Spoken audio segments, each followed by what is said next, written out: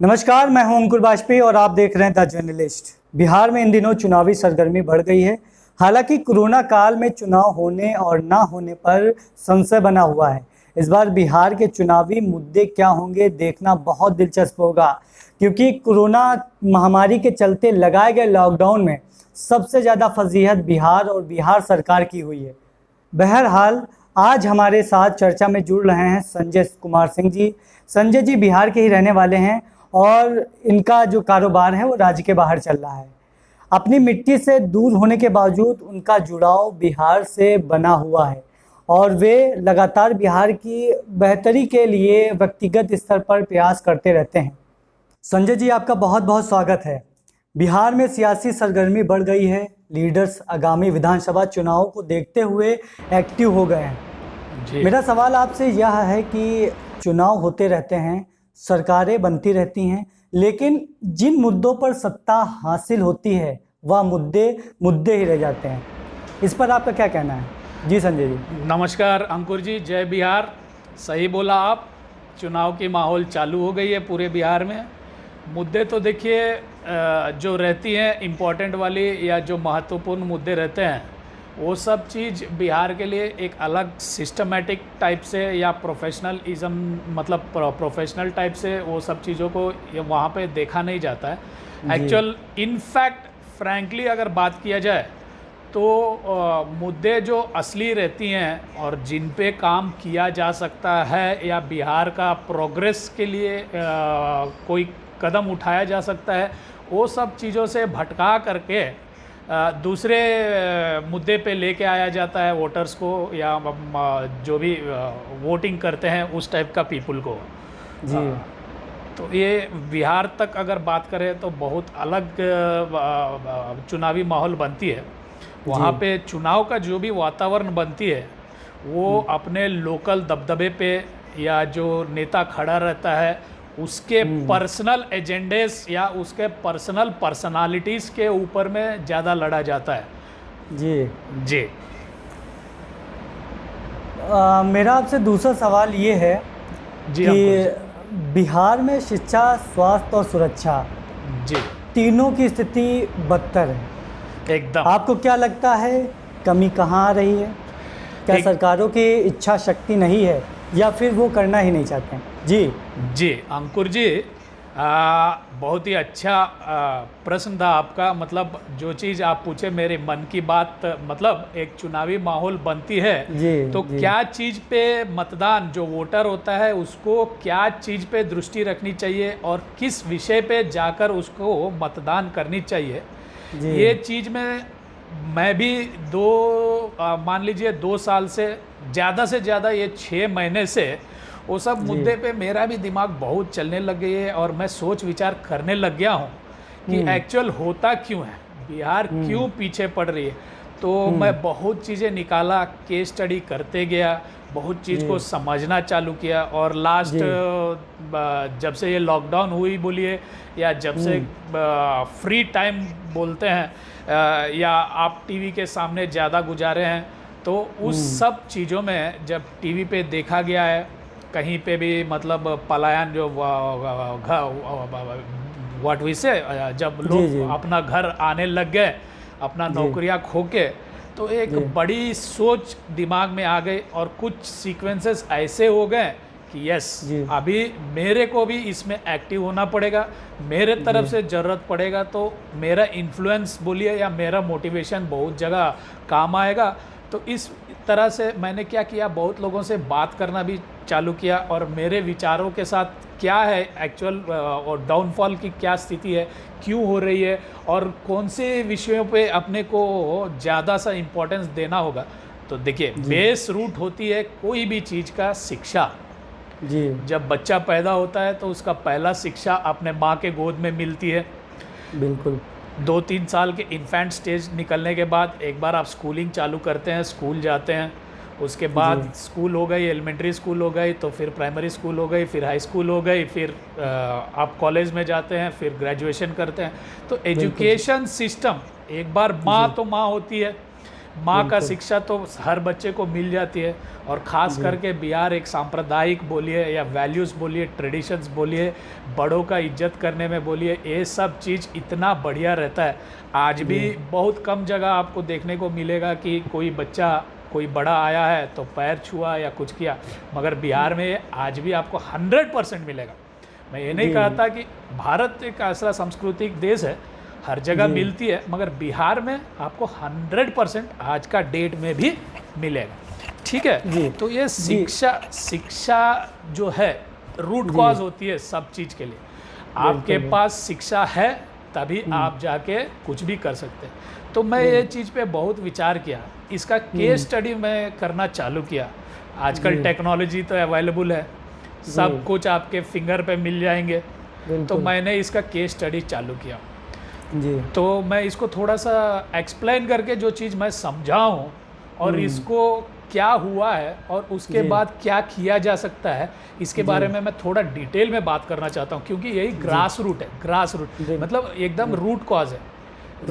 Education अच्छा हो तभी जाके आप कुछ भी हासिल कर सकते हैं। शिक्षा, आपको अच्छा शिक्षा मिला तब जाके आप कुछ भी हासिल कर सकते हैं। तो मैं केस स्टडी चालू किया, तो मैं देखा 1970s 80s तक बिहार में एजुकेशन सिस्टम बहुत अच्छा था, बहुत अच्छा था। आप देख रहे होंगे बहुत जगह IAS IPS बनते हैं तो कहाँ से बनते हैं, ज़्यादा बिहार से ज़्यादा बनते हैं। बिहार इज़ द वो नॉलेज का लैंड है। आप गुरु चाणक्य देख लीजिए, जैन गुरु महावीर को देख लीजिए, गुरु गौतम बुद्ध को देख लीजिए, ऐसे वाल्मीकि को देख लीजिए। ये सब बड़े बड़े मतलब ज्ञानी लोग जो है हमारे बिहार से ही आते हैं। तो अभी मैं बात करना चाहता हूँ प्रेजेंट सिचुएशन पे। मतलब जो मैं स्टडी किया केस स्टडी, इसमें मेरे को समझ में आया डाउनफॉल कहाँ से चालू हुआ। मैं अभी क्या कर सकते हैं उस पर आने के पहले डाउनफॉल कहाँ चालू हुआ उससे चालू करता हूँ।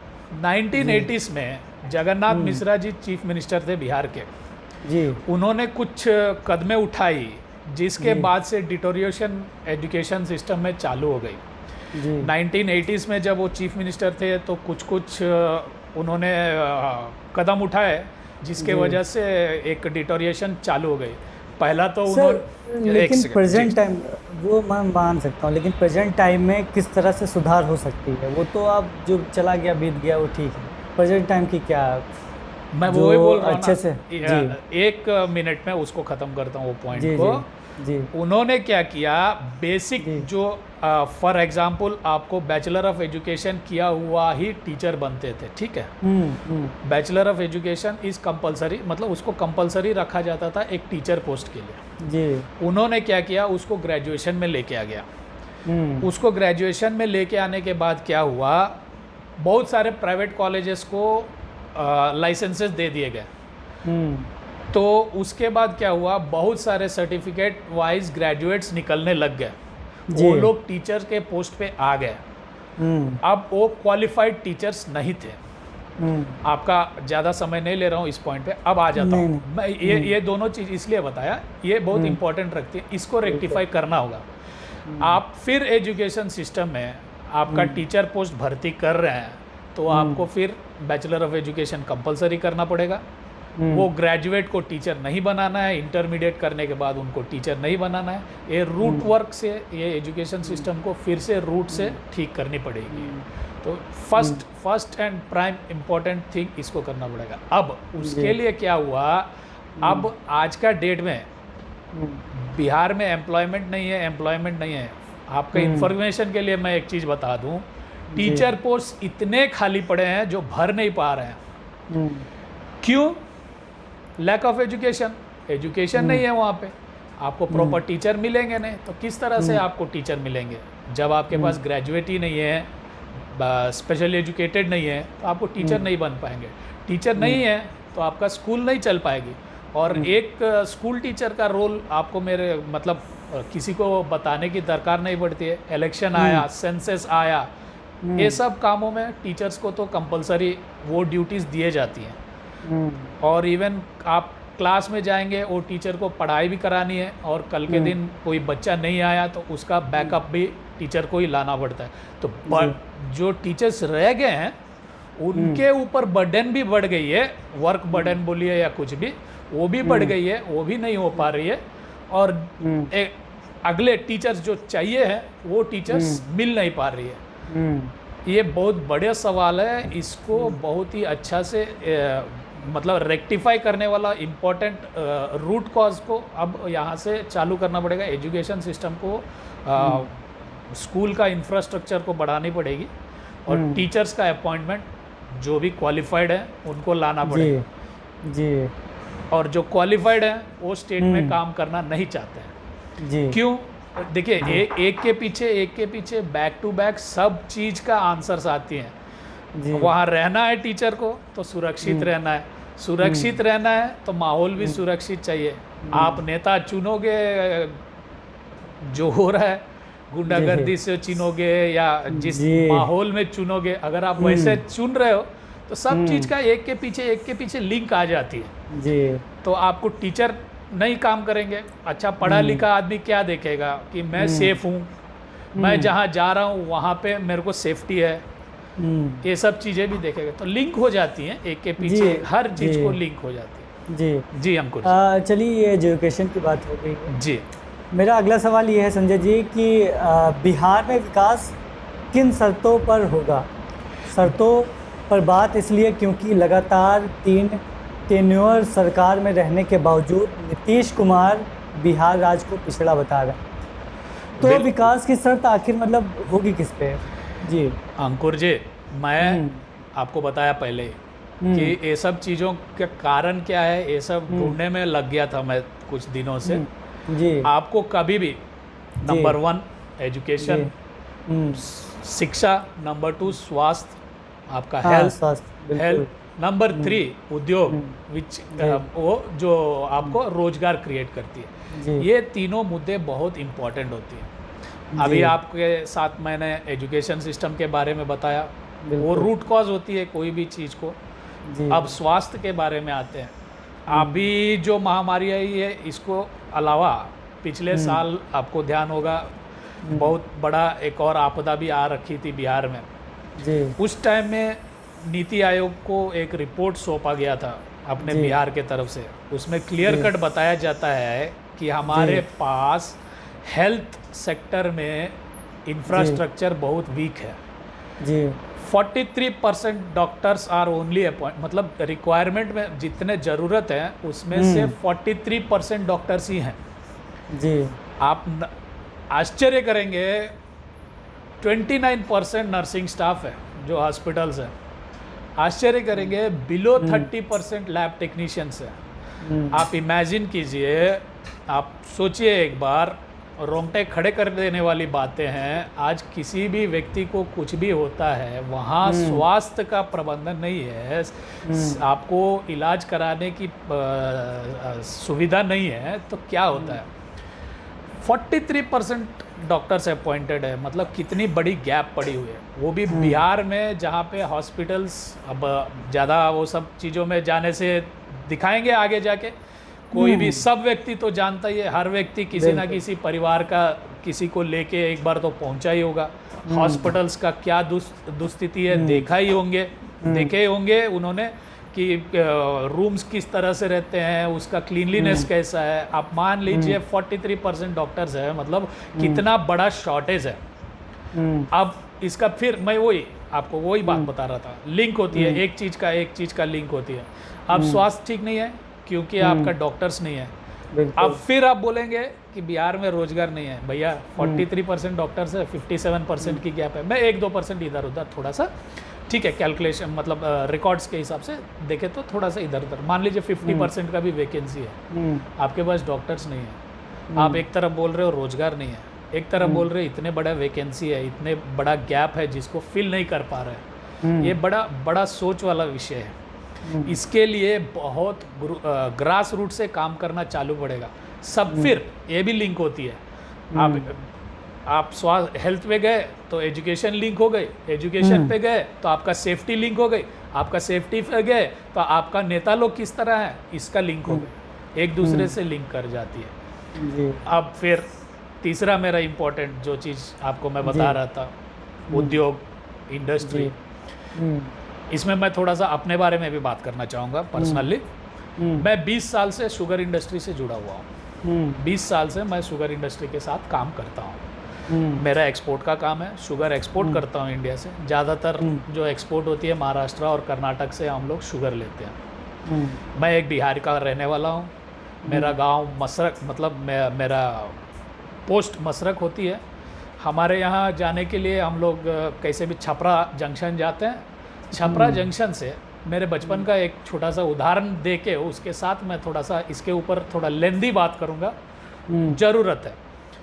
छपरा से हम लोग जाते थे, मसरक मेरे गांव पड़ती थी, छोटी लाइन की ट्रेन हुआ करते थे। तो छपरा में हम लोग गाड़ी में बैठे तो बीच में हमको मरौरा पड़ती थी, जहाँ पे एक शुगर मिल थी, कानपुर शुगर नाम से वो मिल चलती थी।